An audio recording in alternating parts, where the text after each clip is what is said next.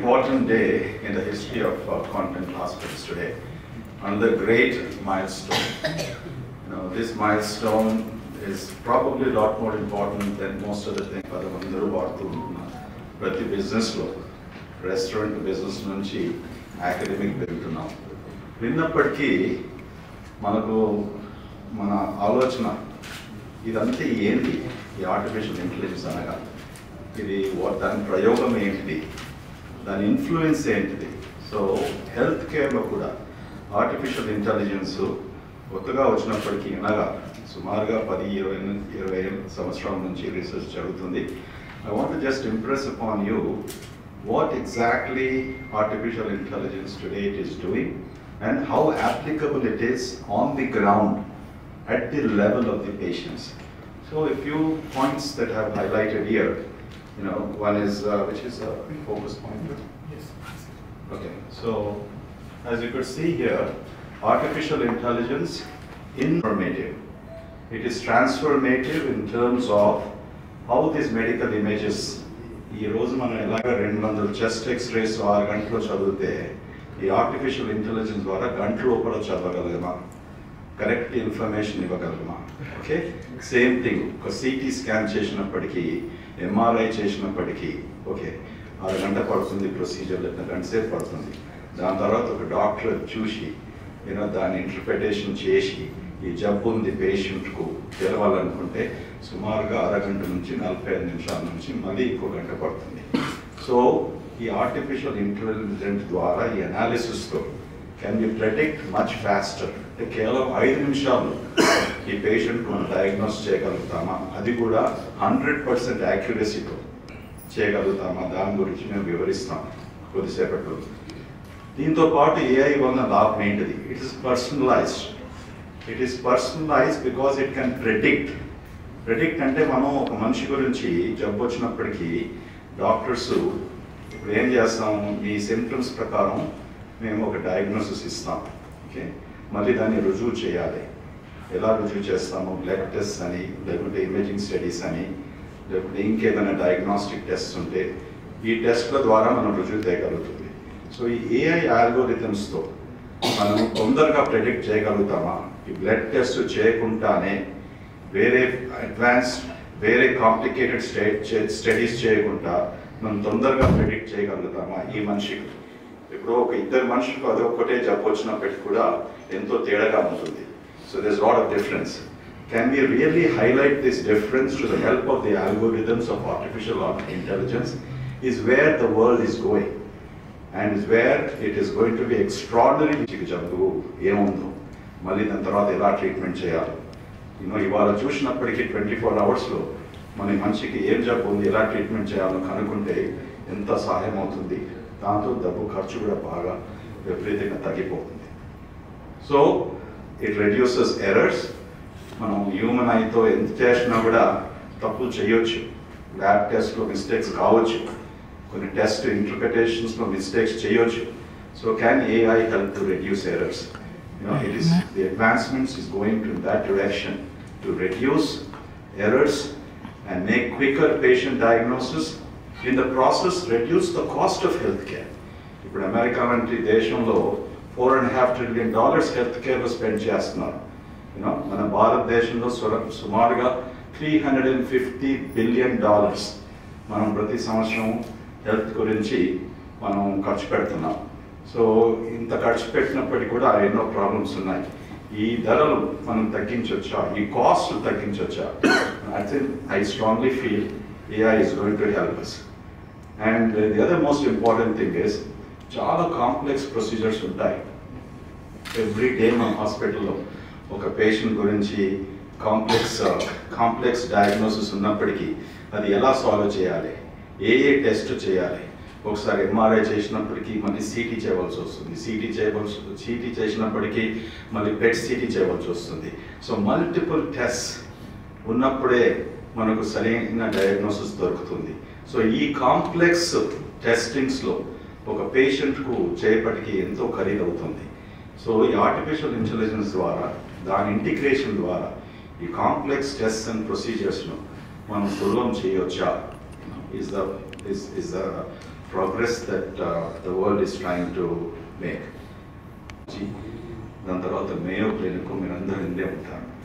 ఇవన్నీ 4 ఇన్స్టిట్యూషన్స్ ఒకటేసారి మా కాంటినెంట్ హాస్పిటల్స్ ఒప్పందం పెట్టుకొని మెమరెండం ఆఫ్ అండర్స్టాండింగ్ చేసుకొని 4 క్యాన్సర్లు అంటే రొమ్ము క్యాన్సరు, బ్రెస్ట్ క్యాన్సరు, మరి ఊపిరితిత్తుల క్యాన్సరు, లంగ్ క్యాన్సరు, మరి ప్యాంక్రియాటిక్ క్యాన్సరు, ఇవన్నీ క్యాన్సర్లు కూడా వాళ్ళు డిస్కవరీ చేసిన ఆల్గోరిథమ్స్, ఫార్ములాస్ మాకు ఇచ్చి కొలాబరేషన్స్లో ఇక్కడ ఉన్న పేషెంట్స్కు మనం ఉపయోగపడేలాగా మేము మొదలుపెట్టాము. So it's a great honour for continental, only hospital in the entire country today to associate నుంచి మాకు సంభాషణలు నడుస్తున్నాయి. వాళ్ళు ఫిజికల్గా వచ్చి చూశారు. మాకున్న అక్రెడిటేషన్స్, ఇక్కడ ఉన్న క్వాలిటీ ఆఫ్ మెడిసిన్, ఇక్కడ ఉన్న డాక్టర్స్, మా ప్రాక్టీస్ చేసే విధానంతో ఇవన్నీ చూసి కూడా వాళ్ళు ముందుకు వచ్చారు. ఏ ఇన్స్టిట్యూట్ కూడా మొదటిసారిగా ఇవ్వకుండా మాతో వాళ్ళు కొలాబరేట్ చేయగలిగింది. ఇప్పుడు ఒక చిన్న 2-3 స్లైడ్స్ నేను చెప్తాను. ఎందుకు క్యాన్సర్ గురించి ఇంత ఇంపార్టెన్స్ మనకి ఇవ్వాలి. సుమారుగా 2022లో దగ్గరగా 20 లక్షల మందికి మన భారతదేశంలో క్యాన్సర్ డయాగ్నోస్ చేయాలి. 2-3 ఎక్కువగా మనం అనుకో, ప్రతి 9 మనుషులకు ఒక క్యాన్సర్ వచ్చే లైఫ్లో లైఫ్లో ప్రాబబిలిటీ ఉంటుంది. So cancer has a very high incidence. 1 cancer, lung cancer. And స్త్రీలలో, ఉమెన్స్లో నంబర్ 1 క్యాన్సర్లు. మరియు ప్రపంచవ్యాప్త సంస్థలు MIT, Mayo clinic, Harvard, Netherlands మరియు ఇతర సంస్థలతో కలిసి ఈ సాంకేతికతను ఉపయోగించడం ప్రారంభించిన మొదటి హాస్పిటల్ కాంటినెంట్ హాస్పిటల్ మన భారతదేశంలో. కాంటినెంటల్ హాస్పిటల్స్ క్లినిక్లో నాణ్యత, ఫలితాలు మరియు ఉన్నత ప్రమాణాలు మరియు అనేక దేశాల అందువల్ల వారి ఆర్టిఫిషియల్ ఇంటెలిజెన్స్ సాంకేతికలతో సహకరించాలని నిర్ణయం తీసుకున్నాం.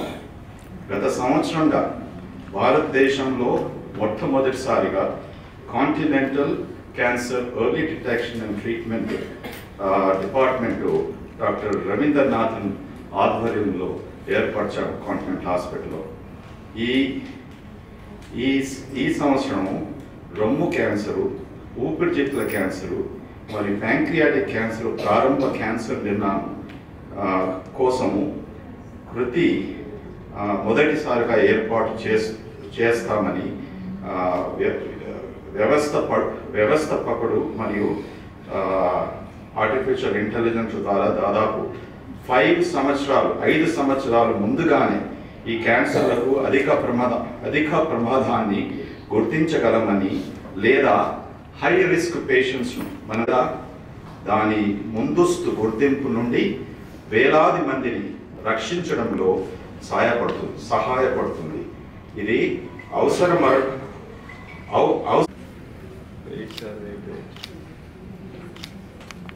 risk prevention prediction algorithm approved by FDA. Sir, one second. Sir. So, Madam Annattu, sir, can I ask one question? Even I have over the last 12 years. Ee kotta technology, how is it going to impact our practice? What do you think? For first time, I heard Ruju Joshi Madam speaking very well in Telugu today. So, ki తీయడానికి అవసరం లేదు. Just a small cancer unte just a small part remove చేస్తారు.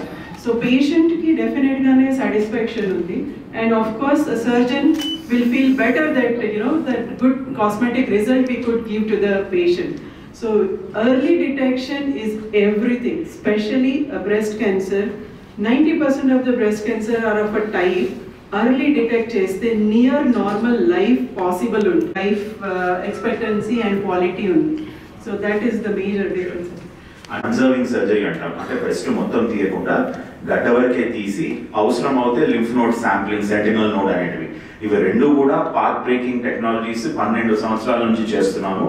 Sir అన్నట్టు one of the highest numbers మనకు ఉన్నాయి ఇక్కడ మన hospital, మన బ్రెస్ట్ సెంటర్లో. సో ఇంత 60-70% ని ఈ కొత్త టెక్నాలజీలో we can easily get it up. Madam అన్నట్టు 80-90% వరకు బ్రెస్ట్ కన్సర్వింగ్ సర్జరీ అంటే చిన్న లంప్ వరకు మనకు 1 సెంటీమీటర్ లంపులో ఉన్నప్పుడే మనం గుర్తించగలిగితే చిన్నగా మనం 1-1.5 సెంటీమీటర్ వరకే బ్రెస్ట్ తీసి మనకి ఎక్కడి నుంచి తీసామో కూడా స్కార్ తెలియకుండా default intelligence AI technology cancer డయాగ్నోసిస్లో అది ఎలా ఉపయోగపడుతుందనేసి మేము ఈ కాన్ఫరెన్స్ పెట్టాము.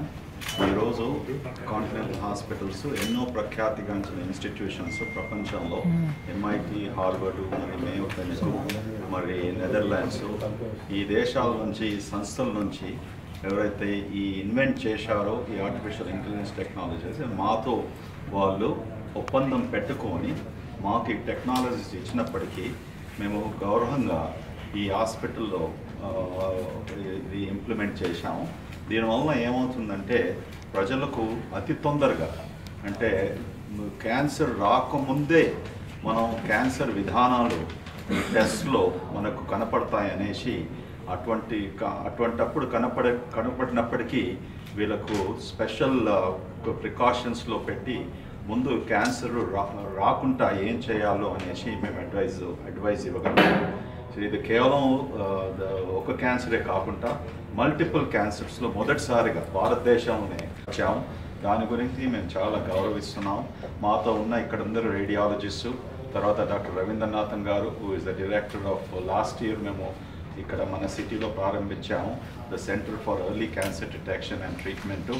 దానితో ఆ జెనెటిక్స్ టెస్ట్తో, లిక్విడ్ బయాప్సిస్తో ఈరోజు వందలాది మంది పేషెంట్స్కు ఆ లిక్విడ్ బయాప్సిస్ కూడా ఉపయోగపడింది. వాళ్ళకు తొందరగా ఎవరికైతే క్యాన్సర్ రిస్క్ ఉందో డయాగ్నోస్ చేయబడింది.